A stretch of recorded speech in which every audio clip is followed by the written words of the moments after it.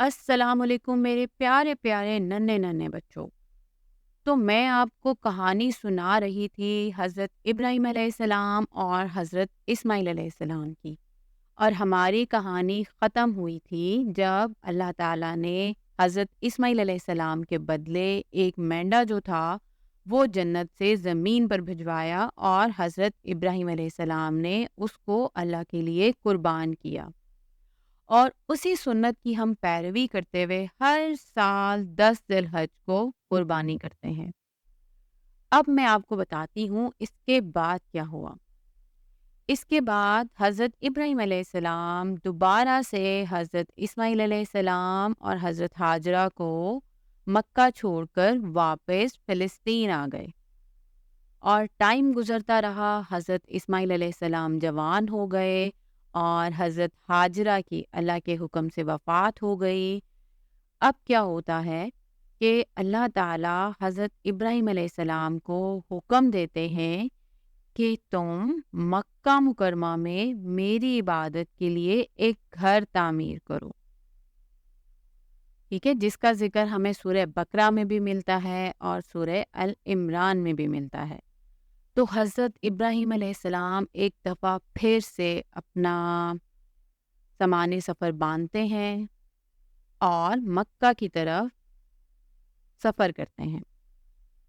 اب جب حضرت ابراہیم علیہ السلام مکہ مکرمہ پہنچتے ہیں تو اس وقت حضرت اسماعیل علیہ السلام ایک درخت کے نیچے بیٹھے ہوئے تیر بنا رہے ہوتے ہیں۔ آپ کو پتہ ہے کہ تمام انبیاء جو تھے وہ اپنے گزر بسر کے لیے کوئی نہ کوئی ہنر جو تھا نا وہ ان کے پاس ہوتا تھا، جس سے وہ اپنی روزی اور روٹی کماتے تھے۔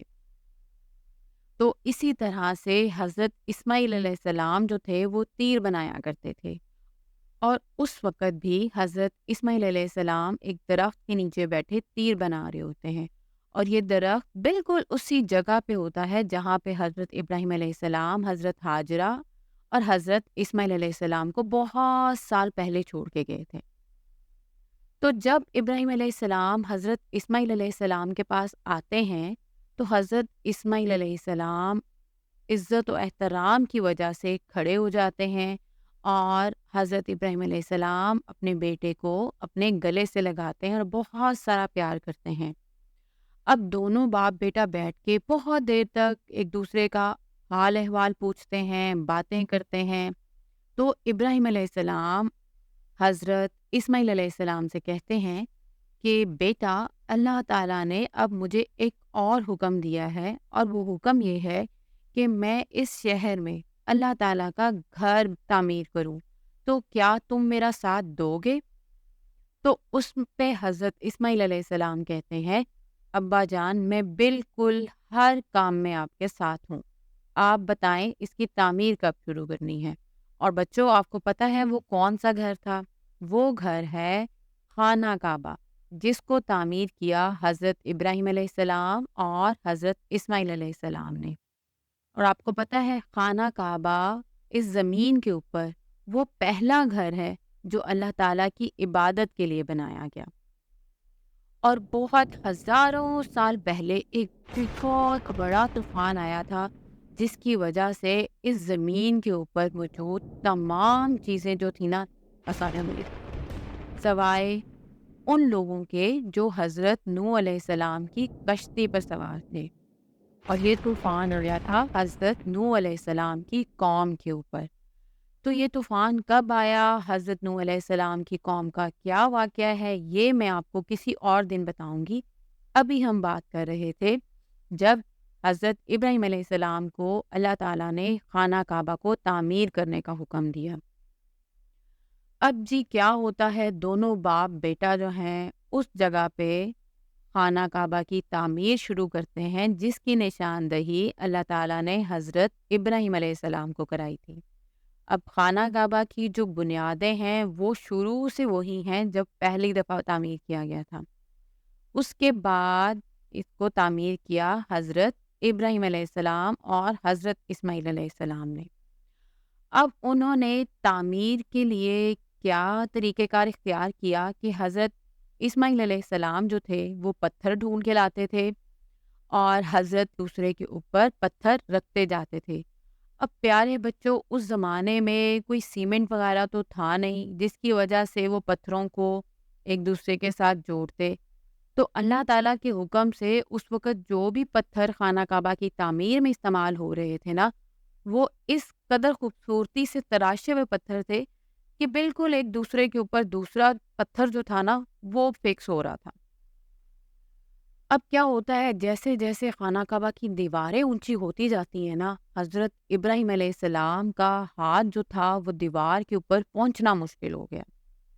تو کیا ہوتا ہے، اللہ تعالیٰ حضرت ابراہیم علیہ السلام کی یہ پریشانی جو تھی نا اس کو آسانی میں بدل دیتے ہیں۔ وہ کیسے کہ حضرت ابراہیم علیہ السلام جس چٹان یا جس پتھر پر کھڑے ہو کر خانہ کعبہ کی دیواریں تعمیر کر رہے تھے نا، اللہ تعالیٰ نے اس چٹان یا پتھر کو حکم دیا کہ تم میرے حکم سے جیسے ہی میرا خلیل اوپر ہاتھ کرے تم اوپر ہو جاؤ، اور جیسے ہی وہ ہاتھ نیچے پتھر اٹھانے کے لیے کرے تم نے نیچے ہو جانا ہے۔ اب اس کائنات کے اندر، اس یونیورس کے اندر جتنی بھی مخلوقات ہیں نا، وہ سب اللہ تعالیٰ کے حکم کی تابع ہیں۔ تو پتھر بھی اللہ تعالیٰ کے حکم کے تابع تھا، تو پتھر بھی اوپر ہونا شروع ہو گیا، اور جیسے ہی حضرت ابراہیم علیہ السلام پتھر اٹھانے کے لیے نیچے جھکتے تو وہ جو چٹان تھی جس پہ حضرت ابراہیم علیہ السلام کھڑے تھے وہ نیچے آ جاتی تھی۔ اور یہ اسی طرح سے ہوتا رہا یہاں تک کہ خانہ کعبہ کی دیواریں اونچی ہو گئیں۔ اور اس کے ساتھ ساتھ نا ایک معجزہ اور بھی ہوا۔ وہ کیا تھا آپ کو پتہ ہے؟ معجزہ کس کو کہتے ہیں؟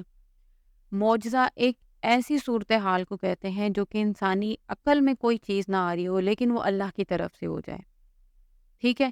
تو اس وقت جس چٹان کے اوپر حضرت ابراہیم علیہ السلام کھڑے ہوئے تھے نا، وہ اللہ کے حکم سے اتنی نرم ہو گئی کہ حضرت ابراہیم علیہ السلام کے جو پاؤں کے نشان تھے وہ اس پہ ثبت ہو گئے، یعنی اس پہ نشان پرنٹ ہو گئے۔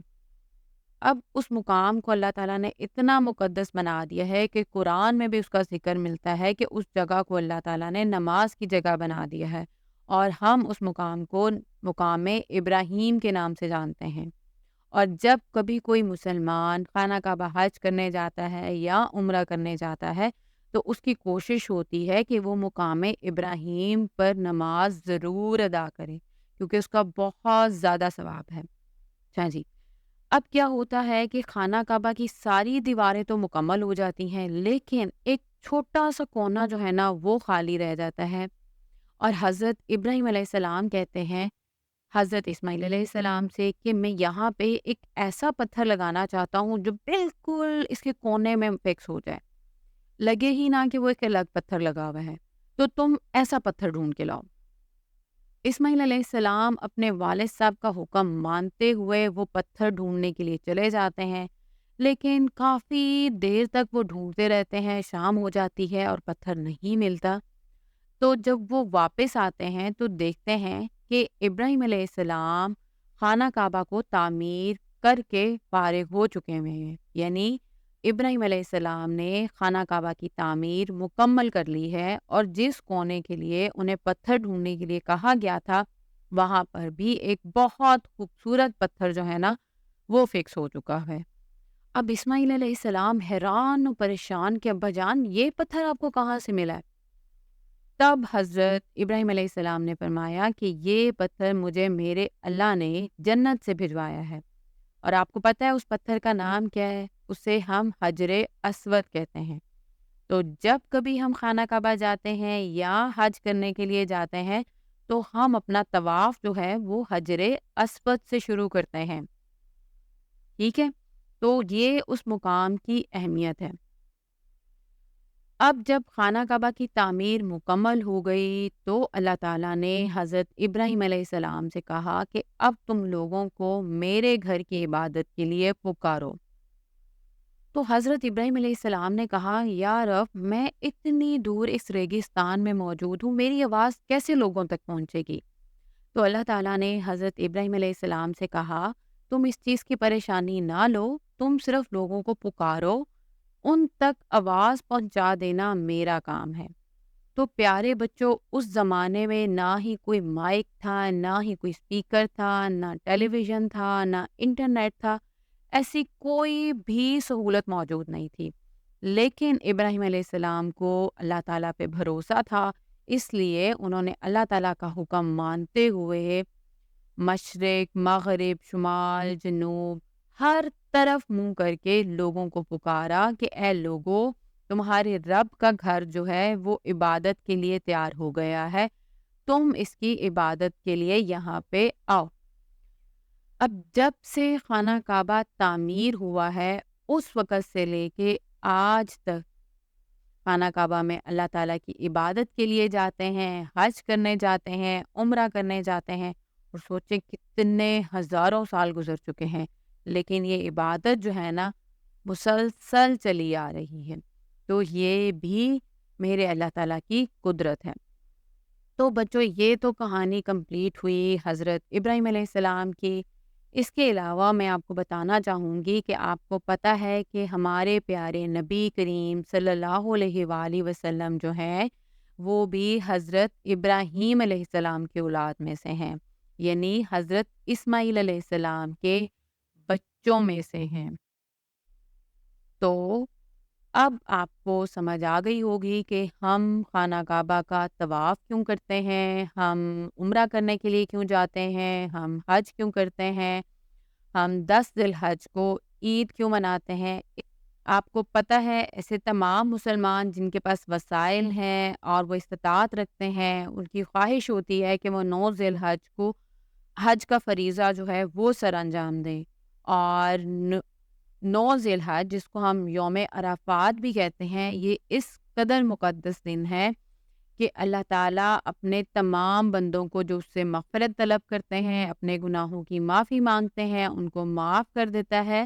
اور اس کے علاوہ آپ اللہ تعالیٰ سے جو دعا مانگتے ہیں نا، اللہ تعالیٰ آپ کی وہ دعا قبول کرتے ہیں۔ ذی الحج کے مہینے کے اندر جتنی بھی سنتیں ہم فالو کرتے ہیں نا، جو ذی الحج کی عبادات ہیں، وہ ساری کی ساری حضرت ابراہیم علیہ السلام کی سنتیں ہیں۔